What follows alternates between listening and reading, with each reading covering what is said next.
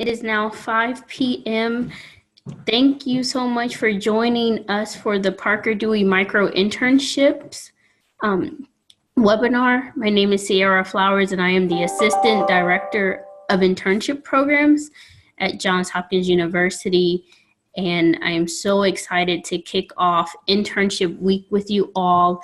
And to just get started, we have Jeffrey Moss, the founder of Parker Dewey, giving us an overview into Parker Dewey and the projects and internships that are available through his organization. Thank you so much for the introduction. Good afternoon or evening, everyone. I'm Jeffrey. I'm the founder of Parker Dewey. Sorry I couldn't be with you in person today. As I was saying before the call started, I'm always looking for an excuse to be in Baltimore, especially if I can grab some Petit Louis beforehand. Anyway, it's so nice to meet everyone. So I think about the challenges associated with college to career, and we've all seen the open full-time roles where they're looking for someone to come in and get involved with development or strategy. And what's interesting is right now it's one of those situations where companies are saying, yes, we have an entry-level job, but we're looking for someone with 2+ years of experience required. And I wish I was making this up, but we're seeing it over and over and over again, that for college students and recent grads looking to get in the door, it's a situation that's becoming incredibly difficult. And in fact, for every open job, companies are getting 250+ resumes. Out of those, only a tiny percentage will even be filtered through and make it to an interview. And of those, only one will get a job offer. It's pretty crazy. And again, even for students graduating from top schools like Hopkins, it's just really difficult. And part of the challenge is that the current system in place doesn't let a college student effectively convey who they are or what their skills are. Your GPA, your transcript, your major doesn't show who you are. Your LinkedIn profile, which is obviously important, and I'm sure you've taken classes or been covered on how to have a compelling LinkedIn profile. The fact is, as a college student, it's limited. You've only had so many summers to have those internships or part-time jobs.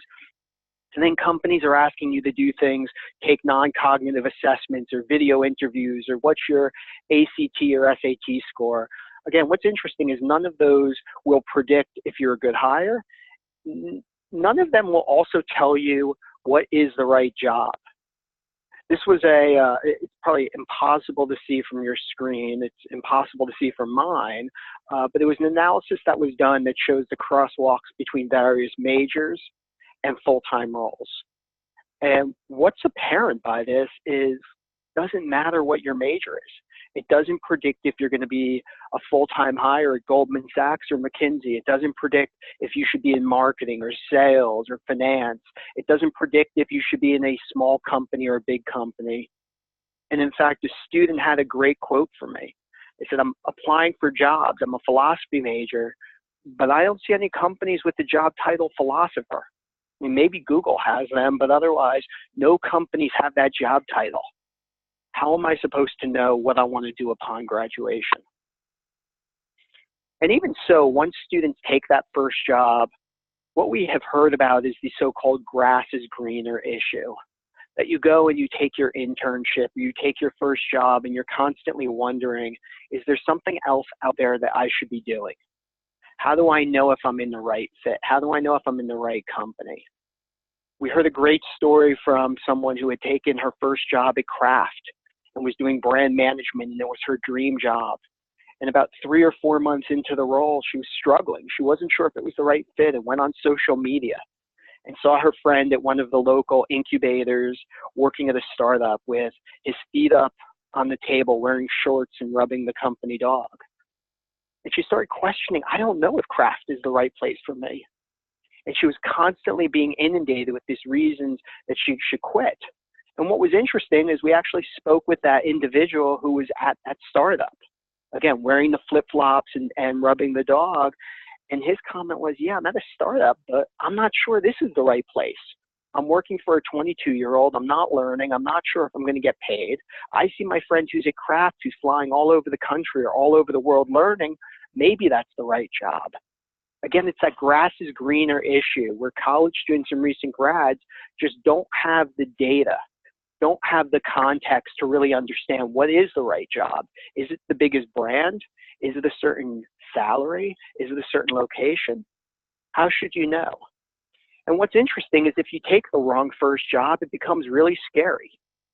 That Strata, a large nonprofit, did a report where it just highlighted the challenges associated with if you take the wrong first job, what's going to happen? And you wind up in this permanent detour. What's fortunate is that there is a solution. And again, I'm biased. I'm the first to admit it. I'm biased towards micro-internships, but we're seeing more and more companies and more press highlighting that there's this opportunity that creates a great win for college students and for recent grads. We've all heard about the so-called gig economy. We all have heard about side hustles and ways that people can be making money sort of part-time or nights or weekends or as freelancers or whatever. But what we've recognized is there's this emerging trend of gigs as a pathway, where individuals, especially those who are earlier in their careers, we like to call them career launchers. So as individuals who are college students or recent grads are using gigs not just as a way to earn some cash, but more importantly, to get their foot in the door, to demonstrate their skills, to explore different career paths, to build their relationships. That way they can find the right job. In fact, Forbes did a whole article on this last summer talking about how Microsoft and Leo Burnett and all of these other companies are continuing to use gigs as a way to build relationships with college students, not as a replacement for internship programs, not as a replacement for on-campus recruiting, but as very much a complement, as a way for a company like CBRE, a real estate company, to get in front of students who may not have thought about real estate, or a company like Barilla, to show the great technology they're using within their organization and to give students an opportunity to experience those types of companies firsthand. And with that, we've created a platform called Parker Dewey, which facilitates these micro-internships, as we call them, between college students and recent grads like you and companies. So what is a micro-internship? Essentially, it's a short-term professional paid assignment that's comparable to what you'll be doing in your first job or over the duration of an internship. This is not wash my car. This is not fetch coffee or make copies. These are real professional assignments that are very similar to what new hires would be doing. They tend to require anywhere from 5 to 40 hours. They tend to be due anywhere from a few days to a few weeks out. And they pay frequently between $100 and $600, and I'll walk through the platform in a second. You'll see all of the information beforehand. But what's nice is for college students, they're also applicable across companies ranging from startups to some Fortune 100 companies. They're applicable across industries, real estate, finance, IT, you name it. And it gives you a great way to explore different industries where you may not have been thinking about a full-time role. They're also applicable across departments, whether you're potentially interested in a role in sales or marketing, or you've never thought about a role in strategy. They're a great way to dip your toe in the water and learn about new spaces, in addition to demonstrating your skills. And again, what's sort of neat is they're applicable everywhere. Companies like Blue Cross Blue Shield use them for projects like content creation. We want someone to write an article that we're going to share on our blog. First Analysis, an investment bank and venture capital firm, used it to help with a mark analysis. A startup out of Texas used it to help create presentation materials. Again, what's nice is it's this great way to understand how those skills you learned in the classroom apply in the quote-unquote real world. So why are companies doing this? Obviously, we like to think companies are doing it as a way to give back to college students and support their communities, and they certainly are. But what's nice is for companies, they get all of these other benefits as well.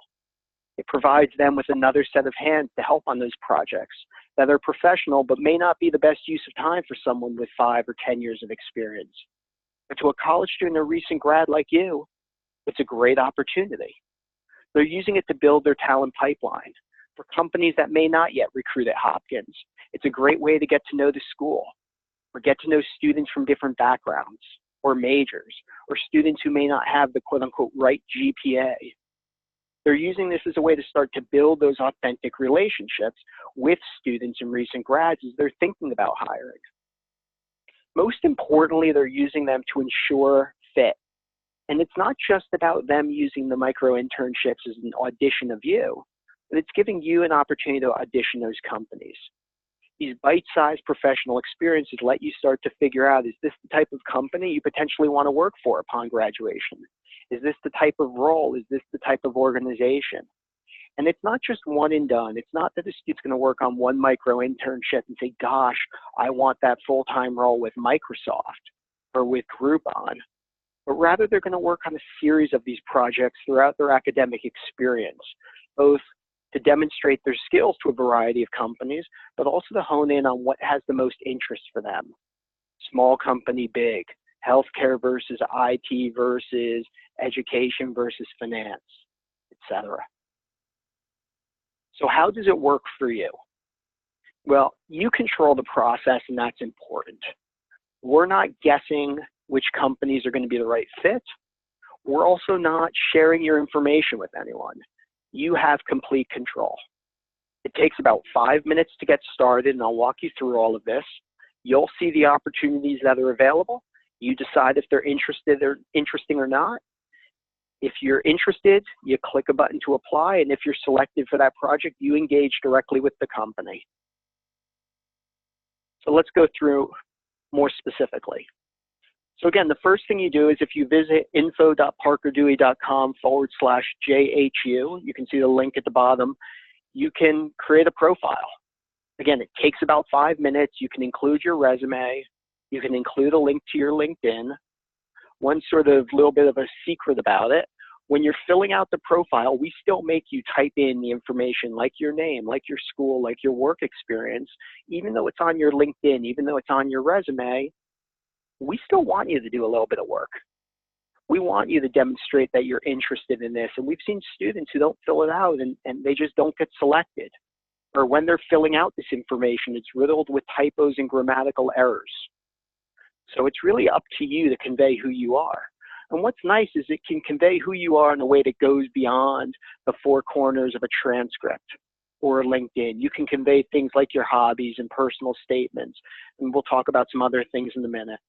So again, it takes about 5 minutes to fill it in. My suggestion is when you're doing it, take it seriously. Spend the 5 minutes. Make sure there are no typos. Make sure there are no grammatical errors. And fill it out in full. Once it's done, you can see the projects that are available. Again, we're not sharing your information with any companies unless you proactively apply to their project. And that is by design. So you'll get to see the companies. You'll get to sort it by a couple of things regarding when the project was created and where it's located. But one thing that's important is we don't allow you to sort or filter based upon industry or major or department. And that's by design.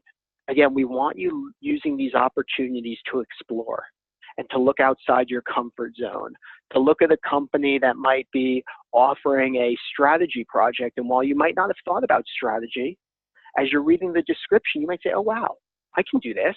I'm a philosophy student, but I know how to research. I know how to craft an argument and communicate it effectively. Gosh, that sounds a lot like strategy. Let me take a look.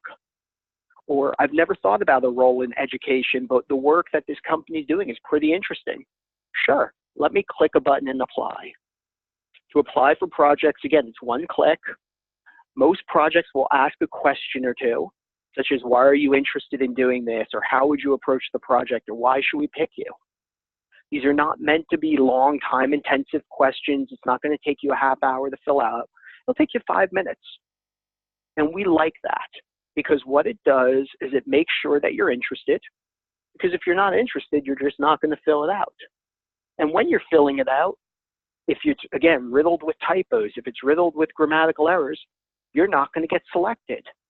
It also lets you convey, again, who you are, that you can share your passion for the space or your interest in the role in this very authentic way. So what does the company see? So once you apply for the projects, the company sees only those students who applied and only the information that you've shared. And if you'll notice, the answers to the questions are, again, a couple of sentences long. It probably took a student 5, 10 minutes max, fill it out. And again, why it's also good for you is it makes sure folks aren't just clicking through and applying to anything, because it takes a little bit of work. And this is a student who, again, took the question seriously and had thoughtful answer. Again, as opposed to the student who writes very short answers or my resume has no typos, which I loved. And by the way, these were real answers we saw from students from really, really good selective schools with high GPAs. Those students don't get picked. Now, what's nice about it is if you make a mistake, if you're not selected for a project, it's not one and done. You have the opportunity to learn from it, to recognize where there might be issues or opportunities to improve. Go apply for another project. That's okay. Once you're selected for a project, we provide a series of onboarding materials. We'll give you kickoff information, suggestions, templates, all of these resources, but you'll be interacting directly with the client company for the duration of the project. It gives you this great opportunity to really, again, build that relationship with the individual at the client, but also to demonstrate those skills that they're just so important for that first role. And we want you to have a good experience, which is why, again, we provide all of these resources. And what's nice is the resources aren't limited to what we're providing. When you're working on micro-internships, they provide a great opportunity to engage with faculty members. Go to a professor's office hours and ask for feedback or ask for advice. I can tell you they much prefer talking with you about an interesting project you're doing for a big company than to be telling the kid who fell asleep in class how to do a DCF or answering a question that they've answered over and over. They love having these conversations. What's nice is it also drives a really authentic way of engaging with alumni. Instead of calling up a Hopkins alum or sending an email to ask about a typical day or if they're hiring, reach out to a Hopkins alum who may have experience in this space or in the role and ask them for feedback. Again, it's a great excuse, a great catalyst to start to build those relationships with faculty members and alums who are important not just for the projects, but throughout your careers. It's a much more authentic relationship that gets developed over time. We also have a series of micro lessons on our website that you can access. And again, conduct independent research. It's a great opportunity to really demonstrate your skills. Again, some suggestions that we always provide to students when they're kicking off their first project. First of all, do a great job. This is not college. 90% is not an A. Companies want to see perfection. Now, granted, they know your college students are recent grads. We do a great job ensuring that their expectations are set appropriately, but turning in work that's riddled with typos, missing deadlines, etc., it's just not acceptable. So take it seriously. This is the real world. Also a great opportunity to learn how to manage expectations. If you see a project that's due next week in your middle of finals week or have a big project coming up for class, don't apply. If something comes up, let the client know. They tend to be pretty flexible, but you just have to notify them. Communicate effectively. It's funny, we have worked with a student a couple of weeks ago who did an amazing job for us writing a blog post actually for our site. And the project was due at the end of December and hadn't heard anything. So we kicked it off at the beginning of December. We were 3 weeks in. I sent them a note. I said, how's it going? Where are we? He's like, oh, it'll be done later this week, ahead of schedule. But he didn't check in along the way. And what was interesting to me was he didn't do anything wrong, and the work was unbelievable. I mean, it was ready to be published. But as someone who has been, I guess, working with colleagues in a professional setting for 20 years, you get sort of used to check-ins along the way and to transparency and communication. And it's not that the student did anything wrong, but it's a little different in college. In college, if you're working on a paper, you're not checking in with your professor along the way. You're not sharing a draft. You're not asking the professor if they want to see an outline. But look, this gives you the opportunity to recognize that, hey, that's an area where I can improve. And we gave that feedback to the student. And again, the student made a great comment. It was a great learning opportunity for him before he went and took his internship or his full-time job. And again, most importantly for this is to focus on the why. These projects are a great opportunity to understand more about what's going on within the business. If you're being asked to write a blog article, think about why the client wants it. What's he or she using it for? Not only will it lead to better outcomes for the project, but also give you insights into the business itself. When the projects are done, you're receiving feedback from the client. We do not publish this feedback. This is not Uber where you have a star rating. The feedback is only shared with you and your academic institution if they request it. Not 1 to 5 stars, but you're being rated on a scale relative to what a client would expect from an intern or new hire. And you're rated on things like timeliness, communication, presentation skill level, etc. This provides a great way for you to understand strengths and weaknesses. Opportunities for improvement are areas that you should be highlighting more. And what's nice is they can also give you feedback that you can share publicly. Hey, Jeff, you did a great job on this project. It was a real pleasure working with you. But they also provide confidential feedback for you. Hey, Jeff, you did a nice job, but next time you might want to communicate more along the way. Now, even though, again, we're not publishing any of this publicly, what's nice about having those 2 boxes is you get this very real, authentic feedback from the companies, this real learning. Think about it like mentoring or coaching in this very risk-free environment. It's a great way to, again, understand gaps or opportunities while you're still in school and why they're actionable. And the impact of this is real. Companies have actually created new roles for students who they've met through micro-internships. They've created and hired for internships and full-time roles for students. They're finding students from different backgrounds or majors. They've also allowed students, Jonathan at the bottom is a great example. Jonathan was trying to figure out what was the right path. He wasn't sure if he wanted to work at a big company or small or what industry. And this let him try a bunch of different things before ultimately committing to the right full-time role. Once the project's done, we have some suggestions for you. We think you should outline your accomplishments, highlight on your resume what you've done, highlight on your LinkedIn what you've accomplished. Think about those learnings. Think about them in terms of outcomes. What's nice about this is you have very concrete examples. I did a market analysis for a large consumer packaged goods company with regard to blah, blah, blah project. The outcome was blank. Or I wrote an 800-word blog article for this company which had 5,000 views in the first week. You get these very real data points that you can share on your resume and that you can really think about what you learned. Did I like working with the bigger company versus the smaller? Did I like the role that required me to do a lot of writing, or did I like the role that required more of the analytics? There's no right or wrong. This gives you a chance to explore. What's also nice is you don't lose momentum.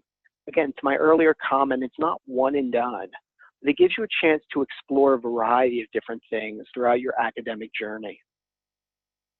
And again, that's it. I'm happy to answer any questions. If you're interested, micro-internships are available to you right now. As I said, you can visit parkerdewey.com, or we have a custom page set up specifically for Johns Hopkins students where you can go in, you can learn more about the platform. You can even link directly to GoHop so you can engage with the Hopkins alums. Not sure if there's a way to open it up to other questions, but happy to answer whatever I can, or if people want to use the chat function.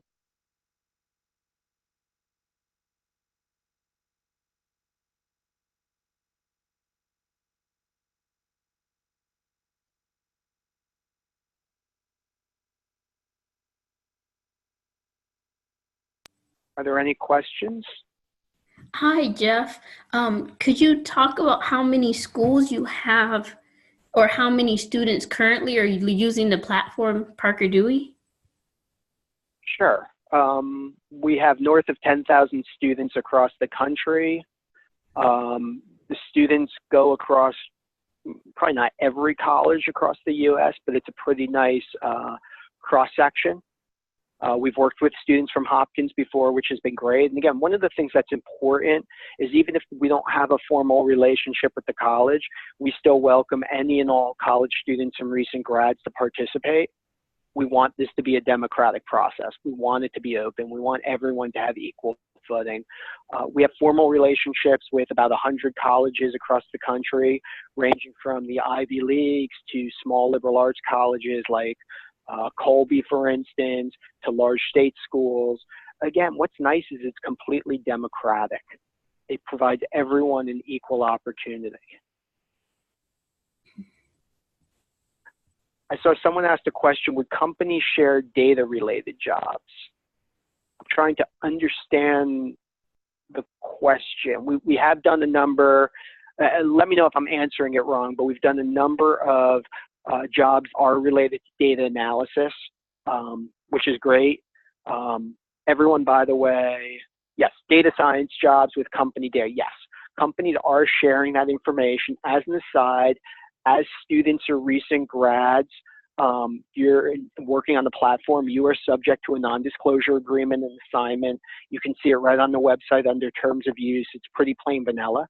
Pretty much it says you're not going to share anything that you shouldn't be sharing, and that the company owns your work product, the company meaning the client. Again, pretty plain vanilla. But yeah, we're doing a lot of data analysis projects of all different types, which is pretty cool. We're doing actually a really interesting one right now for a company called Roti, a Mediterranean food company. I think they actually are in Baltimore and DC as well.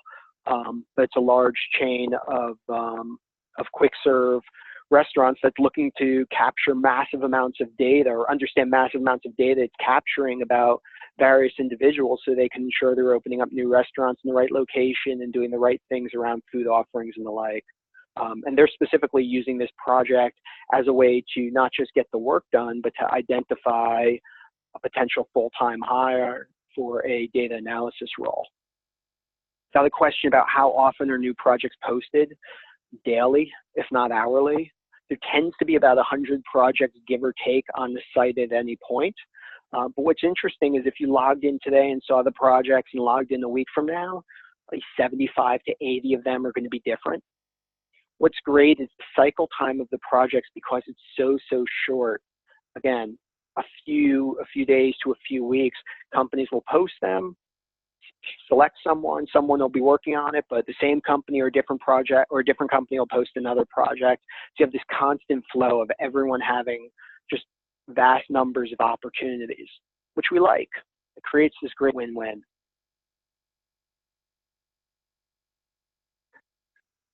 I see another question. Since companies are not hiring based upon majors, how do they identify skills that match the internships, and how do the students best showcase the skills? Great question. If you remember, when you create a profile earlier, and let me see if I can get back here pretty quickly. When you created your profile, you had the opportunity to highlight specific skills. You can include if you, you can include specific skills, whether it's around social media or CRM tools or certain programming languages or the like. You can include those on your profile. And that may be used as part of the selection process. Again, if I'm a company, I'm looking for someone with the ability to code in Python, I'm going to be looking for someone with that skill. Now, to the question though about major, what's great about it is you may have that skill irrespective if you're a computer science major or philosophy major or communications or marketing or anything. Companies look beyond that major because they're looking for someone with those skills, and it's a great way to demonstrate them. A lot of companies also may ask a question. Please explain your experience coding in Python. Please explain your experience doing data analysis in Excel as your short answer question. Some may also send you a direct message through the platform asking if you have an example. So we just had this with a company that selected a student for a website, sort of development of a module for the website. They asked about the student's prior experience doing that, and then asked the student to send a direct link to the site that he developed. So again, we want them to use this to explore. But what's important is these projects are short-term and low risk, unlike traditional 10-week internships or full-time roles. So we're getting companies to change their behavior.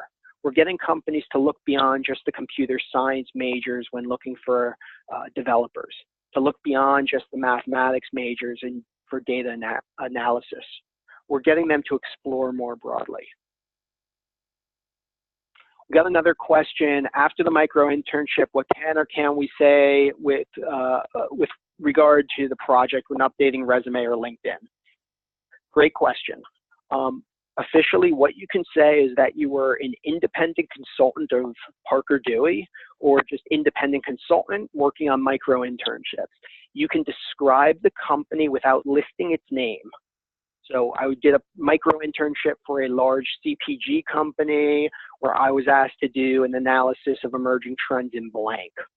Or I did work for a venture capital firm where I assisted doing blank. You can include that stuff. With permission of the company, you can actually include the company's name.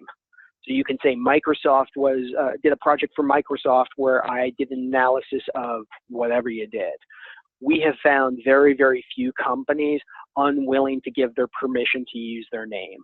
And again, I can count on one hand over the past 4 years where it's happened, and it's tended to do with confidentiality. So one was a large venture firm that was working on a public market acquisition. They just didn't want it shared. But students will include it. But again, they check. And what's neat is with increasing acceptance and understanding of the micro internship model, especially over the past 2 years, is companies are becoming more and more familiar with this. They'll see micro internships listed on your resume, and they'll quickly be able to screen down and say, oh, you worked on this micro internship for a CPG, and this one for a healthcare, and this one in marketing analytics, and this one in marketing content, and they can use that data to start to understand who you are and your skills. And also, it's a great way for you to talk about your specific experiences, not just what you accomplished, but also why you believe that company with which you're interviewing is the right fit for you. We got a question. Oftentimes with traditional internships, companies restrict eligibility by year of study. Do micro internships also have grade restrictions? By grade, I assume you mean year of study, but I'll hit on both. With regard to year of study, no, it's 100% up to the company. So it's funny, when we launched this 4 years ago, we thought it was going to be primarily juniors and seniors working on these assignments. And what we found is more and more freshmen and sophomores are doing these, because the vast majority of these projects, a freshman or sophomore has the skills to execute on. Research, writing, communication. These are skills that we're all honing throughout all 4 years of college.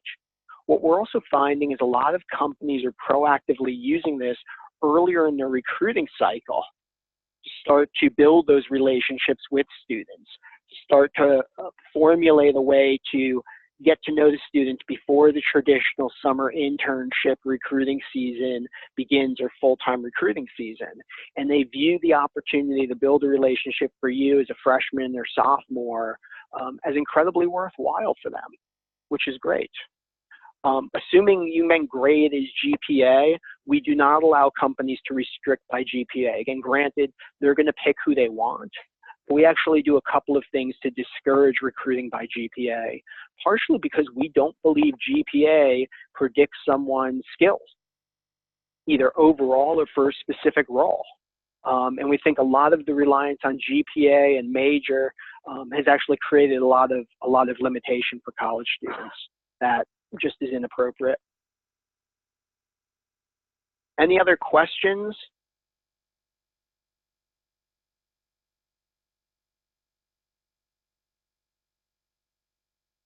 Don't see any others.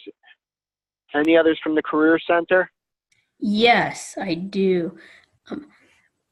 How often do you see someone getting offered a full-time position after they've worked on a specific project? How often do you see, I guess, that transition? Yeah, it's all over the place. And that's by design.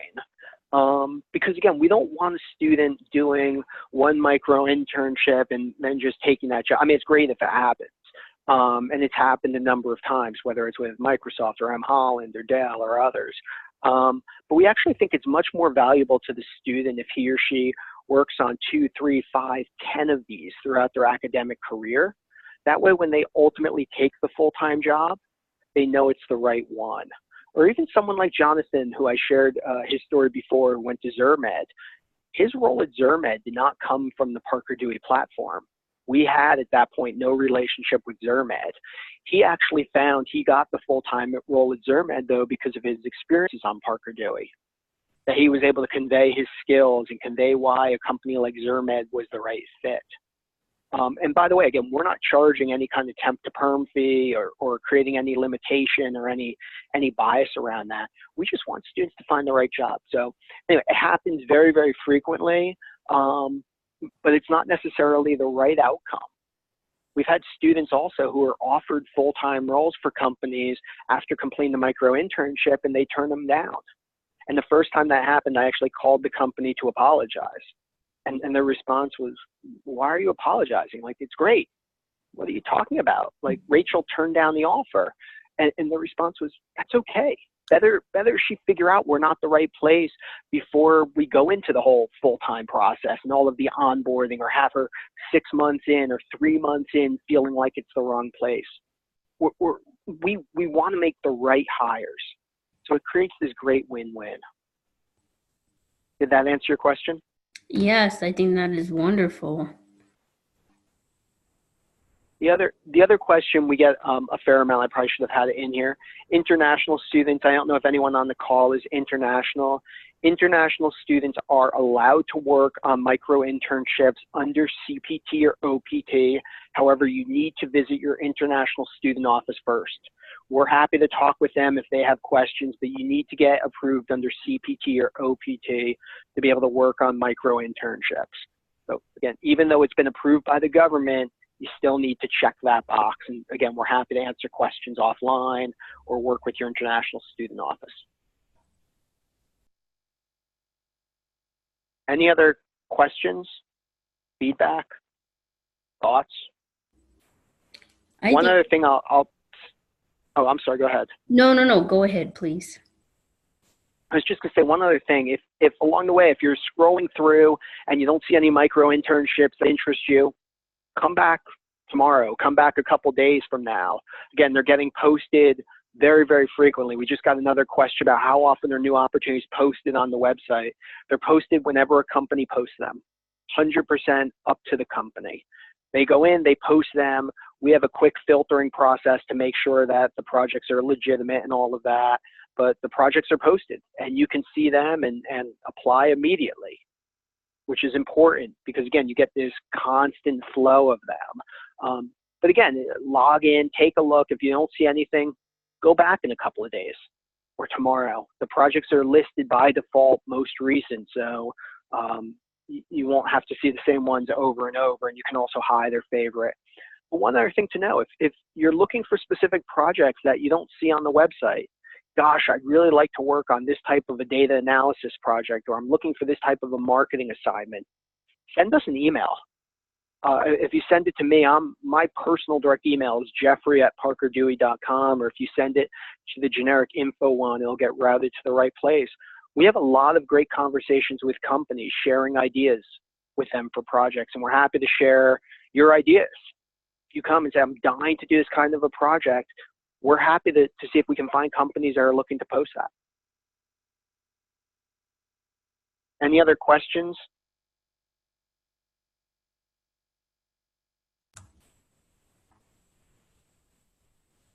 I know you spoke a bit about getting permission, that a lot of companies give you permission to share about their internship. Do you also see, or the project that you're working on, do you also see them going on LinkedIn and sharing some feedback there, those personal statements? Yes, we are. And again, it tends to be upon request.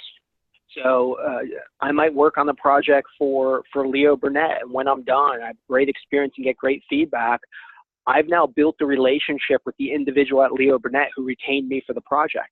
I may ask him or her, hey, can you give me a recommendation on LinkedIn? And they love doing it. Again, what's nice about the platform is the companies who are on it fundamentally support the mission. Yes, they're looking to get work done. Yes, they're looking to build their talent pipeline and find people that they may want to hire. But everyone wants to also provide a hand up to a college student. They want to support. They want to provide feedback. They want to help. And assuming you did a great job for them, they want to provide that recommendation. They love doing this, and that's important. We got another question, by the way. Roughly how often? Oh, no, that was the same question. Sorry. I forgot to mark it as complete. Any other questions from the Career Center or anyone else?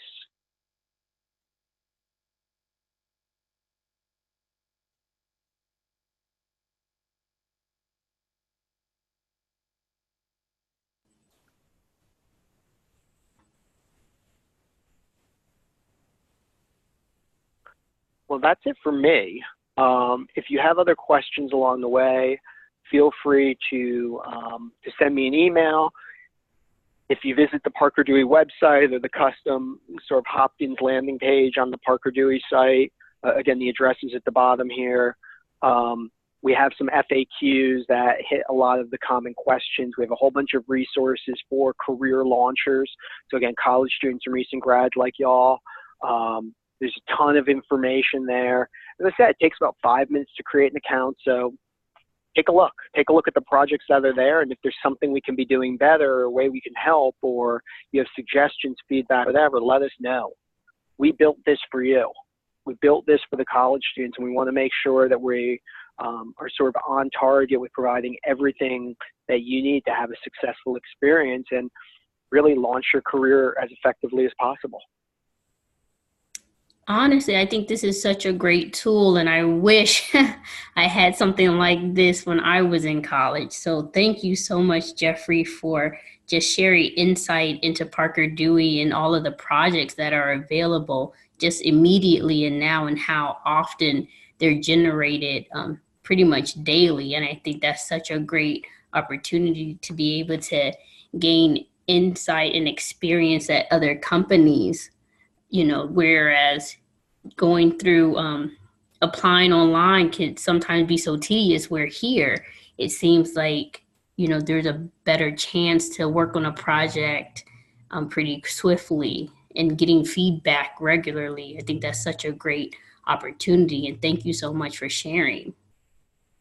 My pleasure. And again, you just hit an important point. I mean, we have guaranteed that every student who makes a bona fide effort will get selected for projects. You may not get selected for your first one. It might take you 2, 3, 4 sort of applications, if you will. And again, they all take just a couple of minutes to get selected, but you will be. And without exception, anyone who hasn't been selected, first of all, we say, send us an email. We'll dig into your profile. We'll dig into the projects for which you applied and give you feedback. Without exception, the people who have applied to a bunch and haven't been selected, there was an obvious reason why. Their resume was riddled with typos. They applied for projects that required Python, and there was nothing conveying that they had a skill in Python. I'm just using Python as an example because it came up earlier today on something else. And what's nice, to your point, is the college students, you as college students, get immediate, actionable feedback on that, and you can correct it. It's not like the one and done of traditional full-time hiring or internships. It's not like, uh-oh, I had a mistake, now I missed the whole season. For internships, I'm sort of up the creek. This provides you the opportunity to really learn about yourself, learn about different roles, and really, again, in an actionable way, course correct where appropriate. Oh, we got one more question. Why are some of the posts still up there already past the end date? This has to do with some of the companies are just slow. We're working on it. We're trying to push the companies to select. We have an entire client success team here that does that. If the project is listed, if you can see it, irrespective of when the start date or due date is, if you can see it, that means it's still available. And before sort of getting kicked off, we'll follow up with you to make sure you're still available for it. So assume the dates are accurate unless they've already passed, in which case feel free to apply and we're following up. Some of the companies are just slow in picking, and we don't want to be too annoying to them, though we're still a little bit annoying to them. Anything else? Thank you so much, Jeffrey. I am so excited to share this broadcast with some of the students who were unable to attend online today. I got a few emails saying I'm in class, but I would love to hear about this opportunity. So as soon as we finish here, I'm going to definitely send this out to some of the students who missed. And I know it's just such so much valuable information that I'm excited to share, honestly. Awesome. Well, and again, if other questions come up or if there's anything we can do, please let us know. Again, with our relationships with the universities, where it becomes really, really strong is when the universities, where it's not just the students who are engaging, but the universities. A great way to continue to build the network of the alums, asking them to post projects and pick Hopkins students. It's a great way to bring new employers onto campus who may not yet be recruiting there. University of Chicago has a great program around that right now. And we're happy to do whatever we can to be supportive. Again, personally, I have a strong bias towards Hopkins, having lived in Baltimore, so happy to do whatever I can to be supportive. But thank you again for everything. Thank you so much. Look forward to continuing to build relationship and community with Parker Dewey. So thank you again. Thank you. Have a great rest of the week, everyone. Thank you. You do the same.